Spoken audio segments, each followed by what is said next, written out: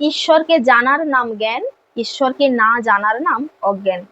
এক হাত ঈশ্বরের পাদপদ্মে রেখে আর এক হাতে সংসারের কর্ম করো।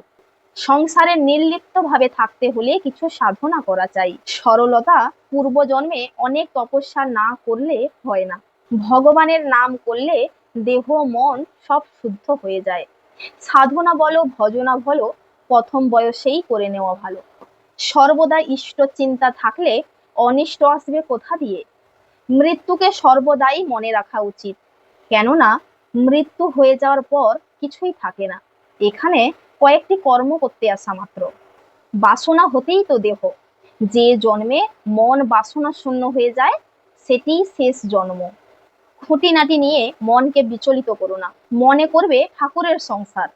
তুমিও ঠাকুরের সংসারে এসছো, ঠাকুরের কর্ম করছো। মানুষের মনে আঘাত দিয়ে কি কথা বলতে আছে? সত্য হলেও অপ্রিয় করে বলতে নেই। সবাইকে আনন্দিত জয়গুরু।